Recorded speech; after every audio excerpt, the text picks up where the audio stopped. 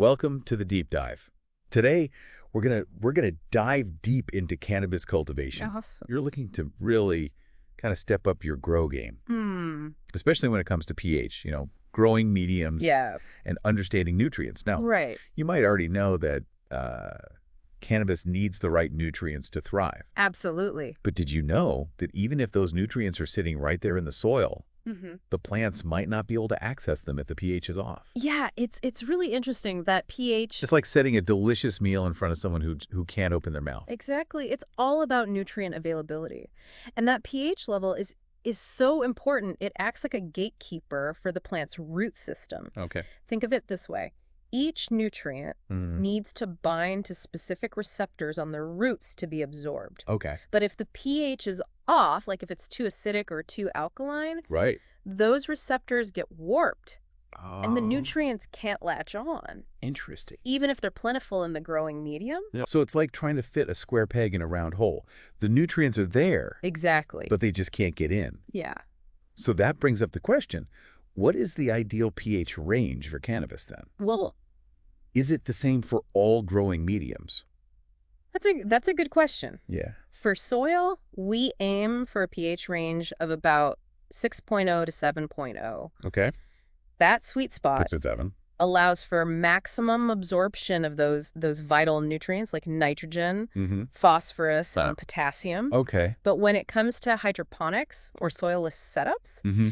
we need to dial it back a bit. Okay. Think 5.5 to 6.5. Okay. And that's because these systems lack the natural buffering capacity of soil, Right. which helps to stabilize Mhm. pH fluctuations. So we need to be extra vigilant about pH levels Yes, in hydroponics and soilless systems. absolutely. Regular monitoring and adjustments are key Yes. to preventing nutrient lockout and ensuring those plants are getting what they need.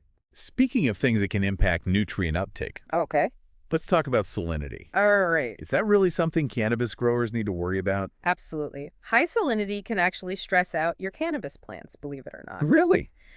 We're not just talking about table salt here. Okay. Salinity refers to the total dissolved salts Right. in the water or nutrient solution. Okay. Plant roots absorb water through osmosis, Mm-hmm. a process where water moves from an area of low salt concentration to an area of higher concentration. Interesting. But when the salinity is too high in the root zone, Okay. it creates like this reverse osmotic pressure, Oh. making it harder for those roots to take up water. So it's like trying to drink a super thick milkshake. Yes, It takes way more effort, and you might not get as much liquid as you need. exactly. That makes sense. Yeah. But how can a grower know if their salinity levels are too high?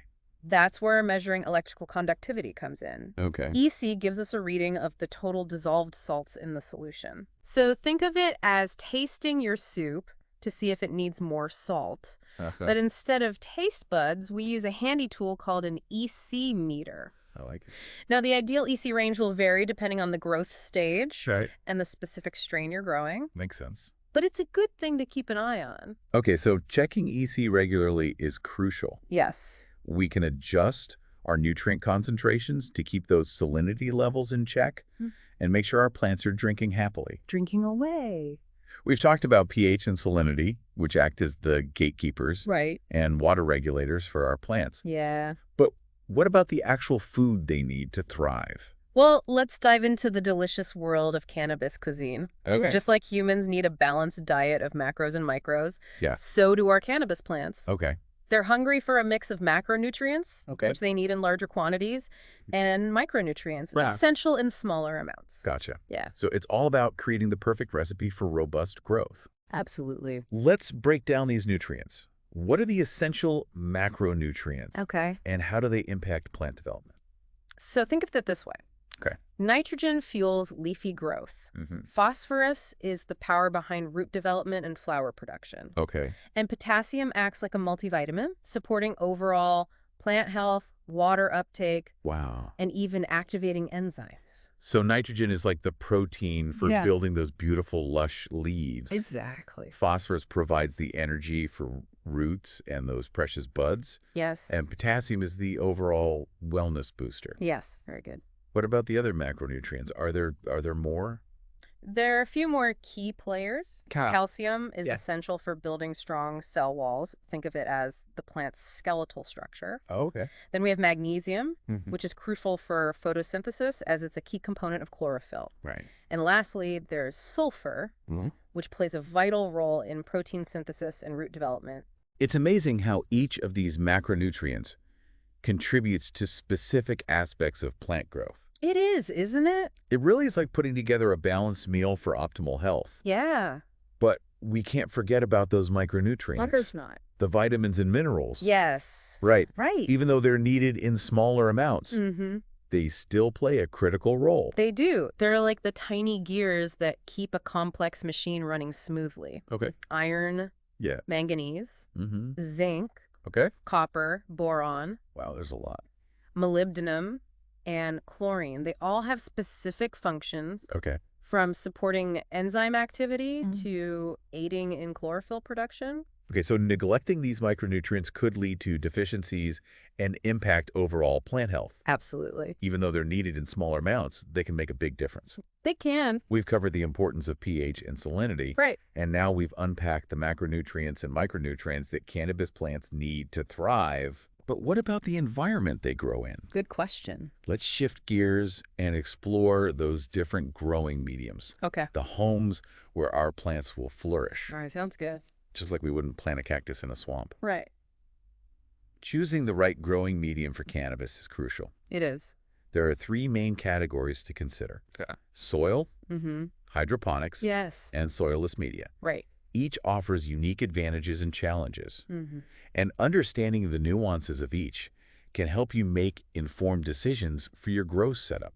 Absolutely. So it's all about finding the best match Yes. for your individual needs, Mm-hmm. skill level, and growing goals. Right. Soil seems like the most natural starting point. Yeah. What makes it a good choice, especially for those just beginning their cannabis cultivation journey? Soil is fantastic, especially for beginners. Okay. It's like a pre-packed ecosystem Mm-hmm. teeming with beneficial microbes and naturally occurring nutrients. Think of it as a buffet for your plants, Okay. offering a readily available source of essential minerals and organic matter. So soil acts as a safety net, Mm-hmm. providing a more forgiving environment It does. for those just starting out. Yeah. It sounds like a great way to learn the ropes of cannabis cultivation Mm-hmm. without getting bogged down by complex systems. Right.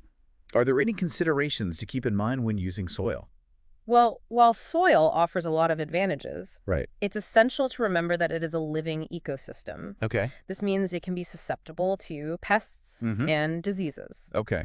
Also, soil tends to dry out more slowly. Okay. So overwatering, which can lead to root rot, Right. is a common issue to watch out for. Gotcha. But overall, soil provides a solid foundation for growing healthy cannabis plants. So it's a balancing act, It is. like most things in cannabis cultivation. Yes. Now let's venture into the world of hydroponics. Mm.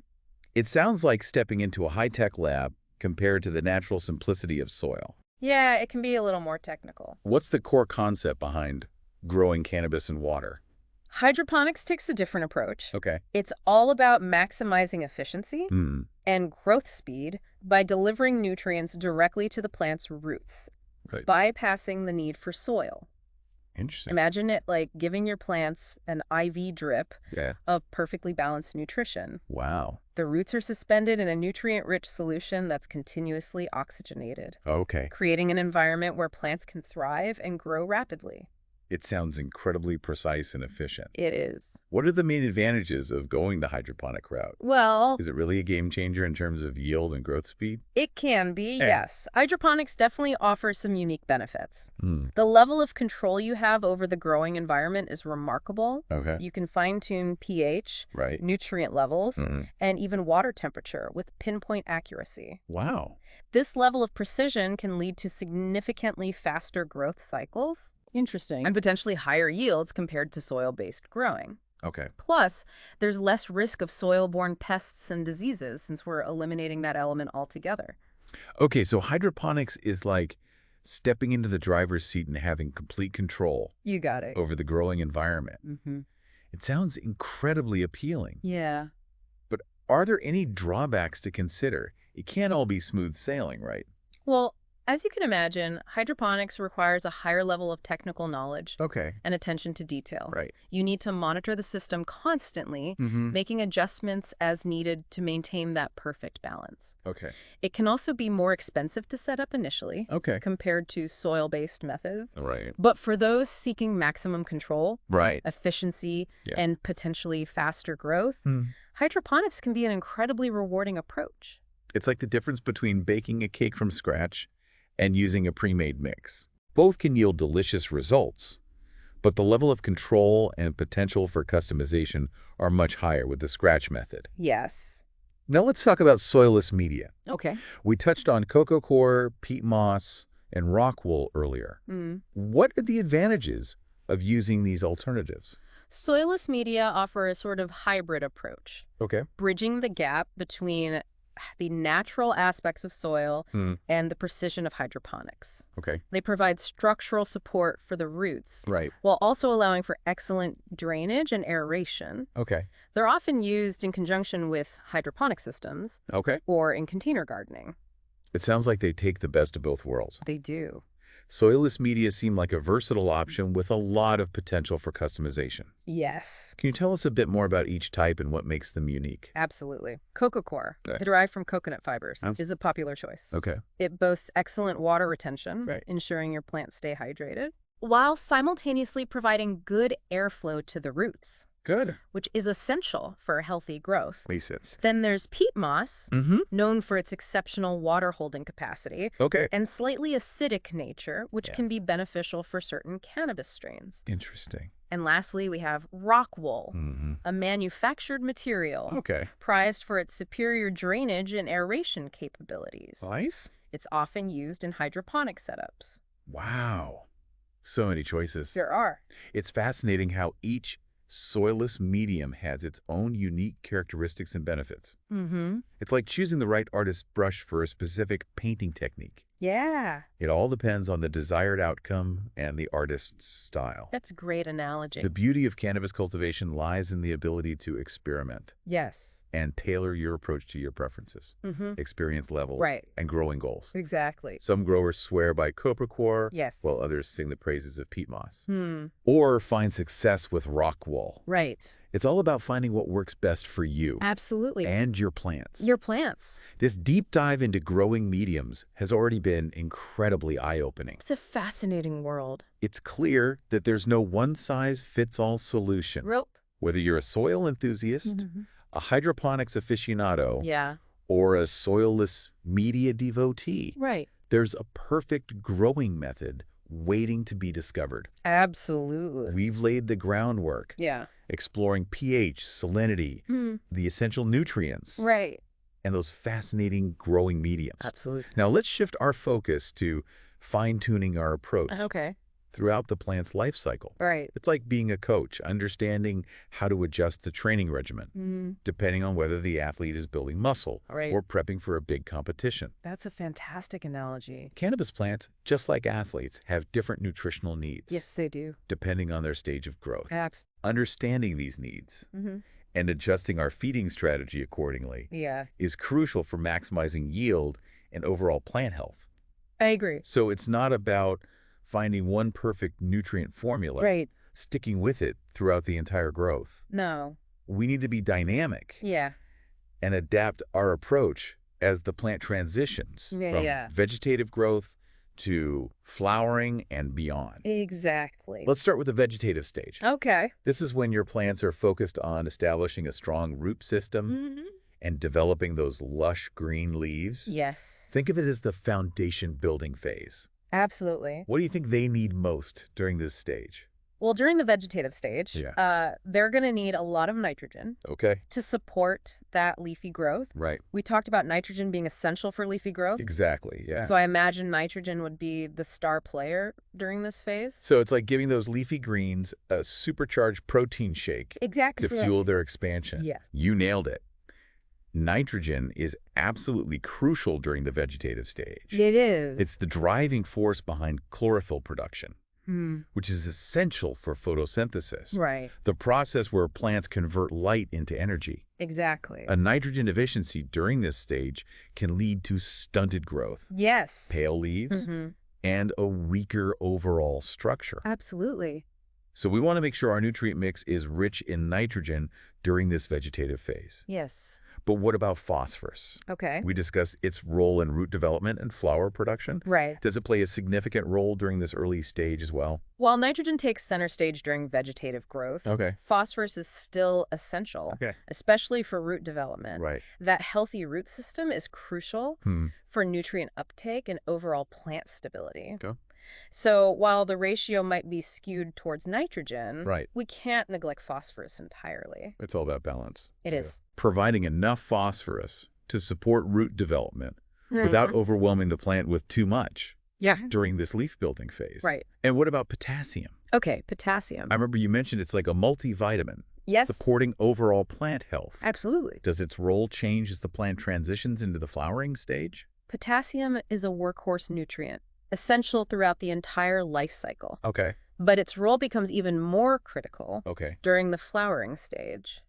Interesting. Think of potassium as the stress manager, Oh, helping plants regulate water uptake, okay. resist diseases, and produce those resin-rich buds we all love. So as the plant shifts its energy from leafy growth to bud development, potassium steps up to help it handle the increased demands of flowering. Exactly. It's like providing extra support during a crucial phase. Yes, it is.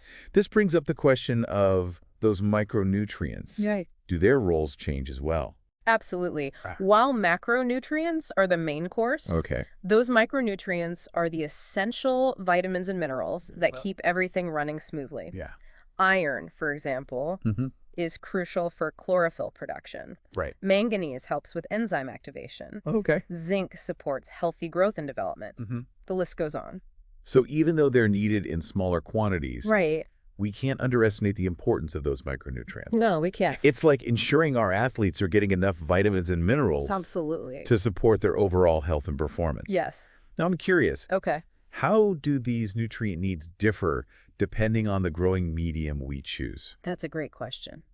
Do we need to adjust our feeding strategy based on whether we're using soil, hydroponics, or soilless media?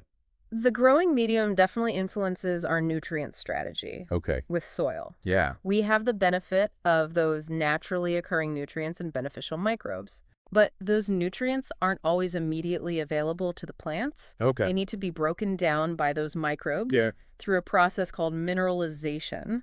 So it's like having a pantry full of ingredients. Yes. That need to be prepped and cooked before they can be enjoyed. Exactly. That makes sense. How does this compare to hydroponics or soilless media? In hydroponics and soilless systems, we're providing the nutrients directly to the roots Okay. in a readily available form. So there's no need for mineralization. There's no need for that breakdown. Okay. This means we can be much more precise with our nutrient ratios Right. and tailor them specifically Okay. to the plant's needs at each stage of growth. It's like going from a home-cooked meal to a perfectly measured protein shake. Exactly. We can fine-tune the nutrient profile for maximum absorption and efficiency. Yeah, That level of control sounds incredibly appealing, it is. but it also sounds like it requires a deeper understanding It does. of nutrient ratios and how to adjust them Yes. throughout the plant's life cycle. Right. You're absolutely right. Right. With hydroponics and soilless media, we need to be much more dialed in to those nutrient ratios, Absolutely. especially as we transition from vegetative growth to flowering. Yes. But with a little knowledge and careful monitoring, we can create the ideal nutrient solution Right. to support robust growth and maximize those coveted buds. Exactly. This is all fascinating. It is. We're starting to see how cannabis cultivation is a delicate dance Yes. between understanding the plant's needs, choosing the right growing medium, Right. and fine-tuning our feeding strategy Absolutely. to match those needs throughout the entire life cycle. Exactly. And as we delve deeper into the world of cannabis cultivation, Yeah. we'll uncover even more nuances and techniques that can help us elevate our growing game to the next level. Absolutely. We've covered a lot of ground, from Yeah. understanding the role of pH and salinity to breaking down the essential nutrients cannabis needs. Right. throughout its life cycle. Yeah. We've even explored those diverse growing mediums, We have. each with its own advantages and quirks. Absolutely. Now I'm curious, what are some advanced techniques or nuances Okay. that growers can use to truly optimize their cannabis cultivation? Wow.